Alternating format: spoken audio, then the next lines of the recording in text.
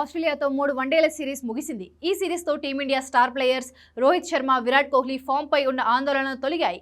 రోహిత్ శర్మ అద్భుతంగా ఆడి player of the series గెలుచుకోగా, తొలి 2 వన్డేలో డకౌటైన సిడ్నీ వన్డేలో హాఫ్ సెంచరీ చేసి కోహ్లీ మంచి టచ్లో ఉన్నాడు.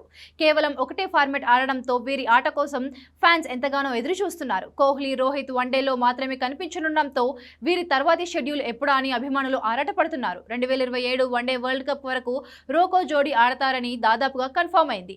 7 నెలల తర్వాత బరిలోకి దిగిన వీరిద్దరూ తమ ఫామ్ను కొనసాగించి విమర్శకులకు సమాధానమిచ్చారు.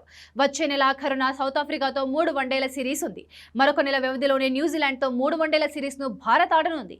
ఈలోపు రంజీ ట్రోఫీ, విజయ్ హజారే ట్రోఫీలో ఆడే వెసులుబాటు ఉంది. ప్రస్తుతం Ranji trophy, elite, plate groups మ్యాచ్లు జరుగుతున్నాయి. నవంబర్ 1 నుంచి ఎలైట్ విభాగంలో ముంబై, ఢిల్లీ మ్యాచ్లు జరగనున్నాయి. ఈ 2 జట్లకు రోహిత్, విరాట్ ప్రాతినిధ్యం వహిస్తే ఇటు ట్రోఫీకి స్టార్ కళ వస్తుంది, అటు వారికి బ్యాటింగ్ ప్రాక్టీస్ అవుతుంది. ఇక జూలై 2026లో ఇంగ్లాండ్తో 3 వన్డేలు ఆడాల్సి ఉంది. బీసీసీఐ షెడ్యూల్ ప్రకారం ఇతర జట్లతో మరికొన్ని వన్డేలు ఆడే అవకాశం ఉంది. వీటన్నింటికీ రోకో సిద్ధం కావాల్సిన అవసరం ఉంది. అయితే ఫిట్నెస్ విషయంలో ఏమాత్రం తేడా వచ్చినా తుది జట్టులో అవకాశం రావడం కష్టమే.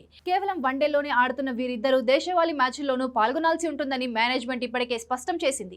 ఈ క్రమంలో డిసెంబర్, జనవరి మధ్యలో విజయ్ హజారే ట్రోఫీ జరగనుంది. సౌత్ ఆఫ్రికా, న్యూజిలాండ్ జట్లతో వన్డే సిరీస్ల మధ్య ఈ ట్రోఫీ రానుంది.